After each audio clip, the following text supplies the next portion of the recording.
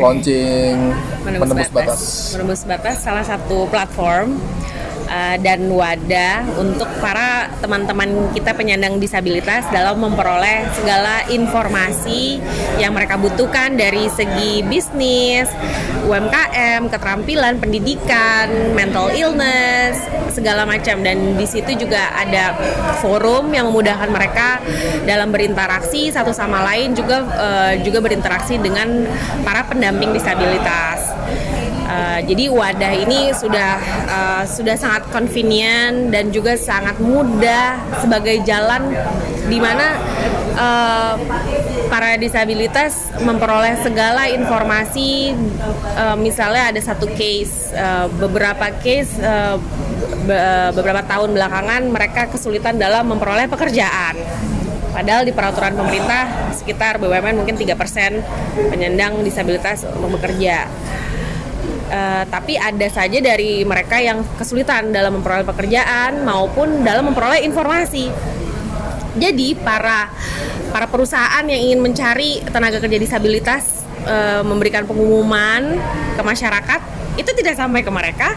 Mereka pun juga yang ingin memberikan surat lamaran atau application letter ke perusahaan-perusahaan juga tidak sampai. Nah, inilah wadah yang tepat. Gitu. Jadi diharapkan juga kemitraan dengan adanya wadah yang tepat, jelas, convenient dan nyaman bagi disabilitas maupun yang non disabilitas memperoleh informasi. Jadi diharapkan kemitraan perusahaan, pemerintah, swasta dan komunitas itu bisa saling bahu membahu dalam memperdayakan wadah ini sendiri. Sampai sekarang udah berapa yang sudah tertampung dari kalau itu si Vero, Bo, dan gua Niki sama Vero gitu tertampung. Yang lo kemarin cerita tentang teknologi itu, teknologi yang akan diterapkan di Yayasan Menembus Batas ini gimana? Teknologinya ini kita ada teknologi biometrik, kita juga pakai untuk verifikasi data dan memudahkan mereka dalam memperoleh kejelasan data. Jadi tidak ada fake data, tidak ada data yang bodong maupun orang yang sudah meninggal dihidupkan lagi gitu. Jadi nggak ada. Kalaupun ada yang memberikan bantuan dari pemerintah, perusahaan maupun swasta yang memberikan bantuan itu tepat pada sasarannya karena dengan verifikasi data biometrik mereka yang sudah tersimpan, jadi memudahkan juga para penyalur bantuan itu tepat pada sasarannya. Dorongan terhadap pemerintah pusat dan pemerintahan daerah seperti apa nih? Dorongan pemerintah pusat dan pemerintahan daerah, mereka itu dengan berbagai macam case yang sudah terjadi sebelumnya juga mereka mengeluhkan hal yang ini gimana nih, jumlahnya berapa, kalau dari pemerintahan jumlah mereka tuh berapa, kita harus memberikan penyuluhan dan bantuan ke mereka tuh berapa, karena tidak jelas datanya. Dan masing-masing keluarga juga rata-rata mereka tidak mengklaim bahwa salah satu keluarga mereka penyandang disabilitas. Ada yang seperti itu. Ada yang mengklaim si A disabilitas, jadi datanya satu keluarga ada satu. Nah, seperti contoh di vaksin kemarin, kita kan juga mengadakan vaksin khusus untuk disabilitas bekerja sama dengan staf khusus kepresidenan. Kebetulan Bu Angki Yudhistia juga ikut mensupport kita dalam verifikasi data. Jadi dari pemerintahan, bupati maupun gubernur, datanya pun berbeda-beda. Jadi itu yang harus dibenahi step by step, dibenahi dari pemerintah dan dari para penyandang disabilitas maupun dari para kelurahan, RT, RW itu juga kita sulukan untuk diberikan penyuluhan agar lebih detail dalam mendata para masyarakat disabilitasnya. Ini juga penyuluhan juga ya? Iya. Sosialisasi, penyuluhan.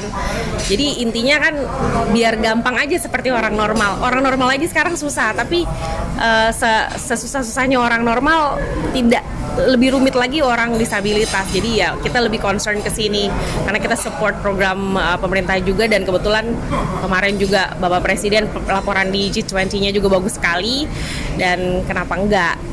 Toh staf khusus kepresidenan kita juga penyandang disabilitas si Angki, dan menurut kita semua itu udah luar biasa support yang nyata menurut kami. Salah satu yang terlihat dari sudah dilakukan oleh pemerintah yang sudah banyak sekali, dari dana bantuan, dari dana pendidikan, training, maupun mereka di training untuk bisa kerja di perusahaan impian mereka. Itu udah lumayan banyak sekali. Dengan didorong platform ini lebih memudahkan pertukaran informasi lagi.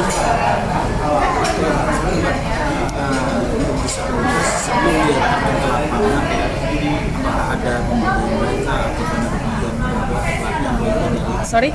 pelatihan terhadap Sebelum terjun ke lapangan. Ada pelatihan Iya. pemberdayaan. Contoh misalkan di dalam satu itu di stasiun itu ada kafe yang menggunakan disabilitas. Iya. Apakah itu sudah masuk dalam kriteria? Maksudnya kan ada nih sekarang juga ada model disabilitas itu waktu dari kecil tidak, tapi dari sudah besar itu ada apa itu yang masuk kriteria atau gimana? Iya, termasuk ke kriteria. Nah, yang pertama itu banyaknya komunitas yang juga concern akan kemampuan para disabilitas ini. Nah, itu dia platform ini diharapkan pemberdayaan dari pemerintah, swasta, dan komunitas maupun perusahaan itu yang kita menggabungkan semua mitra ini. Jadi ya mereka pun juga lebih gampang juga, ya udah connect langsung ke kita gitu dalam training mengalami disabilitas sebelum pada lahirnya normal, mengalami disabilitas pada masih kecil, seperti Mbak Angki juga terlahir normal dan dia mengalami sakit demam sehingga tidak dapat mendengar. Dan itu juga termasuk disabilitas gitu. Jadi kita support mereka. ada pelatihan juga ya? Iya, pasti. Selama ini kan fasilitas untuk disabilitas ya, khususnya di Jakarta, di kota-kota ini masih minim nih. Apa yayasan ini juga ikut mendorong agar fasilitas itu ditingkatkan pemerintah?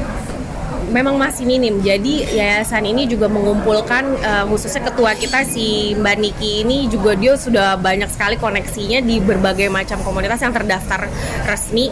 Itu kita ikut collab bersama-sama untuk saling satu informasi dan satu silabus ya, satu materi pengajaran yang standar mereka tuh seperti ini, mengungkapkan sesuatu benda tuh seperti ini. Benar-benar ada standarisasi yang sesuai di lingkungan pekerjaannya nanti maupun mereka ingin berbisnis sendiri. Gitu. Udah sayang. Thank you. Disabilitas yang sudah masuk dari yayasan ini itu ada berapa? Terus gimana, ada nggak kriteria mereka? Terus pendidikan sebelum mereka terjun ke lapangan seperti Oke, sip. Hai semuanya, aku Niki Clara, aku CEO dari Menembus Batas. Berbicara terkait dengan data penyandang disabilitas, kalau kita tahu data Susenas tahun 2018, jumlah penyandang disabilitas di Indonesia itu 30,38 juta atau sekitar 12,7% dari total penduduk Indonesia gitu. Nah, tapi memang sampai sekarang ini masih menjadi satu hal terkait bagaimana data disabilitas ini valid dalam arti apa? Valid dalam arti bagaimana kita bisa mengcapture dari segi nama, by age, by education, by experience-nya mereka gitu ya, terkait dengan penyandang disabilitas. Nah, kalau di Menembus Batas kita sudah punya hampir sekitar 40 ribuan data penyandang disabilitas dan itu tervalid. Validnya dalam apa? Kita bisa reaching out gitu. Reaching out misalnya kalau misalnya kita ada kebutuhan program gitu ya, atau ada satu permasalahan yang mau kita capture, ada berapa sih data by education atau by age di satu daerah, kita sudah bisa tercapture datanya dari 40 ribu tersebut. Nah, Database yang kami punya pastinya itu terdiri dari 4 jenis penyandang disabilitas. Saya mengambil berdasarkan dari terminologi Undang-Undang 8 tahun 2016 bahwa penyandang disabilitas itu terdiri dari 4 jenis. Ada disabilitas fisik, disabilitas sensorik, disabilitas mental dan intelektual. Kita mengcapture semua jenis penyandang disabilitas tersebut. Namun yang kita masih saat ini capture adalah yang disabilitas yang usianya produktif, 18 sampai 40 tahun. Gitu. Karena kenapa? Karena Menembus Batas punya fokus di dalam pilar pendidikan dan juga pemberdayaan. Jadi bagaimana kita meningkatkan teman-teman disabilitas ini dari segi meningkatkan kapasitas dan kapabilitasnya sampai akhirnya mereka bisa berdaya. Dalam hal ini pemberdayaannya baik dalam pekerjaan ataupun dari segi bisnis kayak gitu. Atau usaha ya. Kesulitannya apa sih Mbak selama ini dalam hal dalam meningkatkan pemberdayaan kalau kesulitan saya biasa bilang ada internal ada eksternal. Kesulitan internalnya sendiri itu adalah bagaimana penyandang disabilitas itu mau break their mental block gitu, mau keluar dulu nih dari mindsetnya teman-teman bahwa penyandang disabilitas itu adalah sebagai objek penerimaan manfaat, hanya sebagai seseorang yang dikasihani. Kini saatnya kita mampu menunjukkan bahwa penyandang disabilitas itu mampu setara. Dengan cara apa? Dengan cara kita berusaha meningkatkan kapasitas tadi. Kalau dari eksternalnya, kita butuh ada kolaborasi pentahelix. Kolaborasi pentahelix bukan hanya dari komuniti saja atau dari Yayasan Menembus Batas, tapi kolaborasi dari pemerintah, swasta, media, dan juga akademisi. Karena kenapa? Karena kalau kita ingin menyelesaikan satu pilar itu harus ada kolaborasi pentahelix, dan saya merasa bahwa awareness terkait penyandang disabilitas ini cukup sangat meningkat ya setelah adanya Asian Para Games gitu di tahun 2018. Kenapa? Karena di pada saat Asian Para Games kolaborasi pentahelix itu terjadi tuh gitu kan ya, dukungan swasta, dukungan akademisi, dukungan pemerintah, dukungan media juga, sampai akhirnya semua orang paham bahwa oh ada ya penyandang disabilitas di sekitar kita, awareness-nya sudah ada. Nah sekarang kita hanya saja tinggal melanjutkan momentum tersebut untuk menciptakan kolaborasi pentahelix lagi di pilar pendidikan, pekerjaan, sampai dengan aksesibilitas dan lainnya gitu. Pemberdayaan atau pelatihan seperti apa Mbak yang dilakukan bagi para penyandang disabilitas? Kalau mempersiapkan mereka ya di dunia. Kalau di Menembus Batas kita the right man for the right job, the right community for the right program. Kalau terkait dengan penyandang disabilitas, biasanya kita mengambil atau mengakses mereka dulu gitu, berdasarkan minat bakat mereka, berdasarkan bagaimana kemampuan mereka. Kemudian kita tempatkan mereka di pelatihan vokasional, profesional, digital, dan juga usaha. Gitu. Berarti pelatihan itu sesuai dan kita melihat dulu terlebih dahulu ya? Yes, tidak pasti. Global ya? Jadi kita pasti dulu, kita harus tahu dulu nih. Setiap lapangan kerjanya itu berbeda-beda. Benar, gitu ya? karena kan setiap penyandang disabilitas punya kebutuhannya sendiri, punya aksesibilitas yang mereka butuhkan. Jadi kita lihat dulu. Pastinya tentunya teman-teman yang background education, let's say SMP, kita mungkin tidak bisa samakan dengan teman-teman disabilitas yang lulusan S1 gitu. Nah pelatihannya pun berbeda. Nah dengan pelatihan yang sesuai yang kita berikan kepada penyandang disabilitas, kita bisa mematchkan apa sih selanjutnya program pemberdayaan yang kita bisa angkat mereka sebagai satu sosok disabilitas yang berdaya. Selama ini yang sudah dilakukan untuk para disabilitas itu apa aja nih Mbak? Kalau sekarang kita Menembus Batas itu sudah melakukan lebih tadi 40.000 itu adalah teman-teman disabilitas yang menerima manfaat pelatihan, dan juga mereka juga kita bantu untuk mendapatkan pekerjaan, mengakses tambahan modal, dan juga tadi membantu bagaimana teman-teman disabilitas ini mendapatkan informasi. Khususnya kita bersama dengan para partner itu terutama di COVID-19 ini gitu, kita membantu teman-teman disabilitas lebih memahami bagaimana sih mengakses informasi terkait dengan pandemik dan juga vaksinasi. Satu lagi mungkin Mbak, terakhir harapan kedepannya gimana? Harapan kedepannya adalah permasalahan penyandang disabilitas itu bukanlah permasalahan satu pihak saja, tetapi permasalahan seluruh pihak. Maka itu kami sangat berharap terciptanya kolaborasi pentahelix untuk menyelesaikan segala pilar permasalahan yang ada. Karena sekarang regulasinya sudah ada, sudah ada Undang-Undang 8 2016, sudah ada 7 PP yang sudah dikeluarkan, dan ini adalah peranan seluruh pihak, bukan hanya pemerintah saja tapi swasta, komunitas, media dan juga akademisi untuk sama-sama berfokus bagaimana kita bisa memberdayakan penyandang disabilitas untuk menuju Indonesia yang inklusif. Yayasan Menembus Batas ini sudah di seluruh Indonesia. Ya, Yayasan Menembus Batas secara core-nya kita ada di Jakarta, tetapi di daerah itu kita punya namanya subnya. Jadi kita punya namanya Menembus Batas Community. Gitu. Jadi kita dibantu oleh associate, kita dibantu oleh volunteer yang ada di daerah-daerah juga. Kegiatan hari ini tadi apa Mas yang disampaikan? Yang pertama adalah bahwa perlu adanya jembatan antara teman-teman yang punya sumber daya seperti teman-teman yang hadir di sini, yaitu BUMN, pemerintah dan seterusnya, untuk mereka memberikan program, karena sebetulnya banyak sekali program, resources, sumber daya dan aktivitas yang bisa dimanfaatkan, tetapi tidak tersampaikan dengan teman-teman disabilitas karena ada jurang informasi di situ, tidak tersampaikan atau mungkin informasinya tersebar di mana-mana. Nah, Menembus Batas itu mencoba hadir di tengah-tengah untuk memastikan informasi yang tepat sampai ke orang yang tepat. Gitu. Jadi big data itu adalah caranya, karena ujung-ujungnya semua itu data. Tanpa data kita akan bekerja keras tapi nggak kemana-mana. Gitu. Data yang dimiliki sendiri gimana? Maaf? Data yang dimiliki oleh yayasannya? Data kita di yayasan adalah data hasil kerja 10 tahun Mas, seperti itu. Jadi datanya bisa kita percaya kredibilitasnya dan juga bisa kita andalkan. Seperti yang saya bilang tadi, bahwa data ini akan makin besar dengan kolaborasi dengan berbagai pihak. Terbanyak fokusnya di daerah mana untuk penanganan? Saat ini paling banyak di Jawa, tetapi kita memiliki operasi di beberapa tempat. Saat ini sudah mengcover lebih dari 126 kota. Jumlahnya nggak tahu dari 126 kota. Ya, kalau jumlah difabel berdasarkan data pemerintah itu adalah 30 juta, 30,38 juta lebih tepatnya, 0,38. Itu data survei pemerintah. Yang sudah kami cover di Menembus Batas itu ada sekitar 200.000, tapi yang baru terdata itu sekitar 40 ribuan, seperti itu. Dan data ini bisa makin nambah lagi. Jadi kedepannya masih akan terus didata terus ya? Betul, iya. Oke. Kemudian dari data ini sendiri nanti apakah akan kolaborasi juga dengan pemerintah, Mas? Tentunya karena kita tidak bisa bergerak sendiri ya. Kita harus bekerja sama dengan pemerintah, sinergi.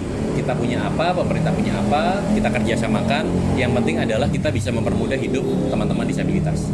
Kalau untuk platform Menembus Batas sendiri, sejauh ini sudah seperti apa sosialisasi atau mungkin penggunaannya dari teman-teman disabilitas? Ya. Platform Menembus Batas saat ini kita gunakan untuk teman-teman yang sudah disentuh oleh program-program Menembus Batas selama 10 tahun ke belakang. Kita juga sudah ada di Google Play Store, bisa di-download di situ. Kedepannya kita akan kembangkan ke arah platform Apple iOS. Ya. Harapan ini kan dari 30 juta tadi terus ke yang depan data tuh 40.000 ya. Nah itu Macam-macam ya, apa? macam-macam sebetulnya. Dan kalau saya lihat sih merata ya antara fisik dengan mental. Tapi kalau data detailnya apa, tentunya itu butuh drill down lebih dalam ya, kayak gitu. Karena kalau menyebut satu lebih banyak dari yang lain, takutnya itu misleading nantinya. Berarti kayak sebenarnya dua-duanya ada. Mirip ya. Gitu. Kekurangan mereka itu apa sih, Mas? Maksudnya dalam menjalani kehidupan sehari-hari. Mereka Sehingga punya diperlukan semangat. ada ini, gitu. Mereka punya semangat, mereka mau bekerja, mau berusaha, tetapi mereka belum punya akses. Mereka kan kurang mobile. Misalnya kita orang tunanetra aja, mau keluar rumah udah bingung, ya kan? Mau naik apa, angkotnya apa, nggak bisa kelihatan. Takutnya malah beresiko ada apa-apa. Nah, mobilitas mereka tuh terbatas. Nah, makanya dengan kita menggunakan teknologi, tujuannya adalah mengganti mobilitas itu menjadi gadget, gitu. terakhir mungkin Mas, harapan kedepannya Mas? Harapan kedepannya yang pertama adalah Menembus Batas bisa bersinergi dengan berbagai pihak, baik itu pemerintah, swasta maupun non-profit. Yang kedua adalah bahwa kita bisa memberikan manfaat kepada teman-teman disabilitas sehingga mereka bisa mendapatkan akses, bisa kerja, bisa belajar, bisa berwirausaha. Terima kasih Mas. Sip. Bahwa sulitnya penyandang disabilitas ada di Indonesia karena belum ada payung hukum ya, belum ada payung hukum. Artinya kalau kita bicara payung hukum pada waktu itu adalah Undang-Undang Nomor 8 Tahun 2016, itu payung hukum di mana payung hukumnya DPR.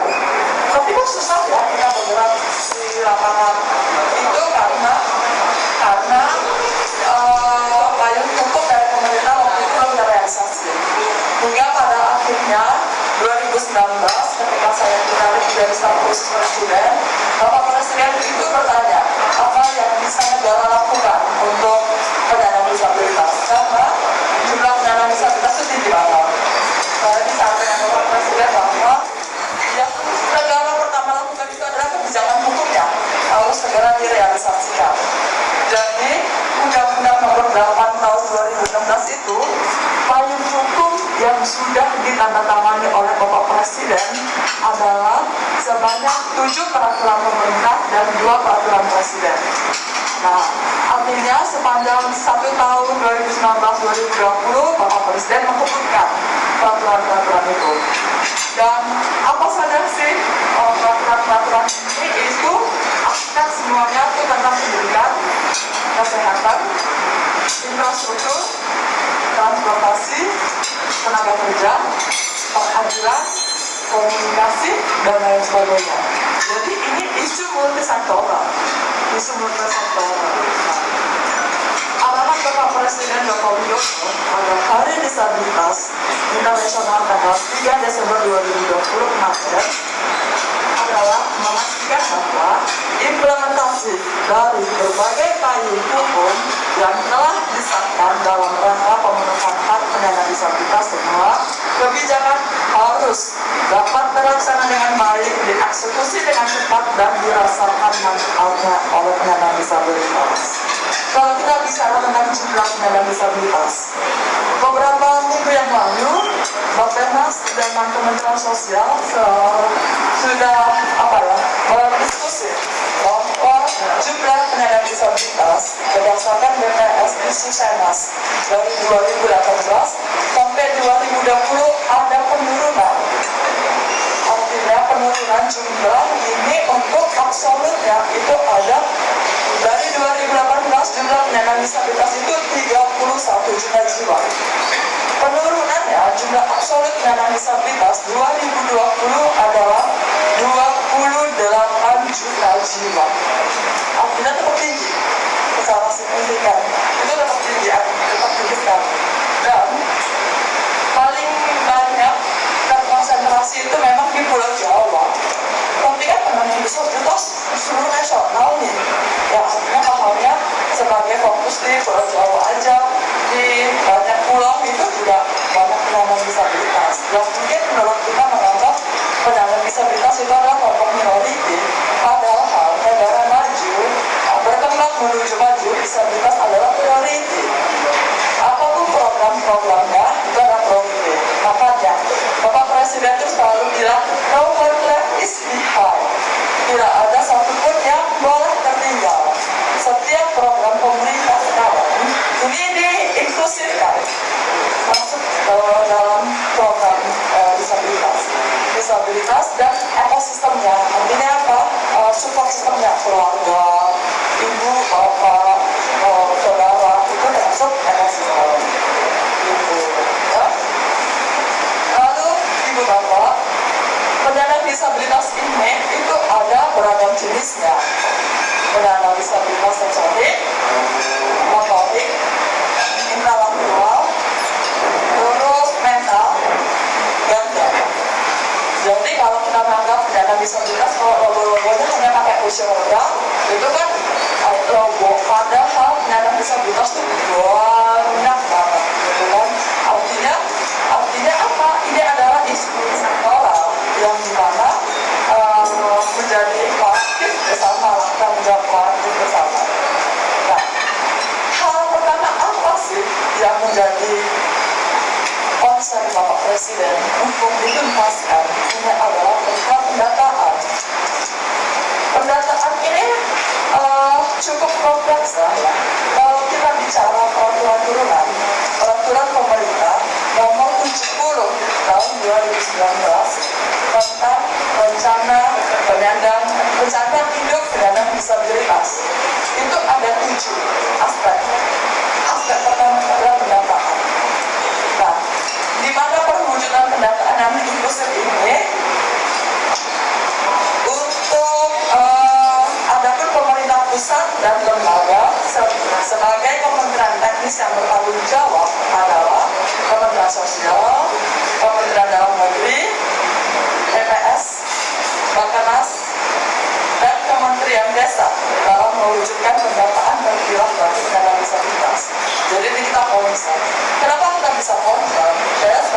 khusus presiden maupun ditugaskan kemarin vaksinasi itu di lapangan itu sulit banget. Karena kenapa? Banyak kelompok rentan yang tidak memiliki NIK. Dari situlah kita perbaiki sama-sama. Jadi COVID-19 ini adalah momentum kami untuk terus memperbaiki pendataan gitu. Karena banyak banget kenapa penyandang disabilitas tidak memiliki NIK. Karena mereka kan akses kita kan terbatas ya. Untuk menuju ke kantor dukcapil aja tuh susah banget. Nah, jadi kemarin itu kita berdiskusi bahwa bagaimana Kemendagri melalui dukcapil itu jemput bola untuk pendataan mariman atau di sentra-sentra yang terdekat dengan kelompok penyandang disabilitas untuk memperbaiki pendataan gitu. Nah, kenapa pendataan ini penting? Hal ini untuk mendapatkan profil penyandang disabilitas dalam berbagai sektor. Salah satunya adalah ekonomi. Dengan adanya profil yang spesifik, maka program pemberdayaan ekonomi akan bisa semakin bervariasi dan di-customize sesuai dengan ragam penyandang disabilitas serta minat, bakat, dan potensinya. Jadi kadang-kadang kalau kita mau bikin program tuh bingung ya, penyandang disabilitas kan apa gitu. Tapi makanya pendataan itu dilakukan supaya kita tahu potensi penyandang disabilitas itu ada di mana. Nah, bicara tentang ekonomi pekerjaan, 45% penyandang disabilitas itu bekerja. Tapi di mana mereka bekerja? 45% penyandang disabilitas bekerja itu di sektor sumber daya alam. Berarti karena di daerah-daerah kan, perikanan, lautan, agribisnis itu ada di daerah-daerah. Kalau berdasarkan data Susenas tahun 2020. Lalu diikuti oleh sektor jasa dan manufaktur sesuai dengan demand yang ada. Nah, permasalahannya adalah ini adalah demand-nya nih. Nah, jadi kalau demand-nya belum ada, ya bisa kita sulit. Tapi sebenarnya kita paham banget masalah utama ini adalah potensi penyandang disabilitas itu sendiri.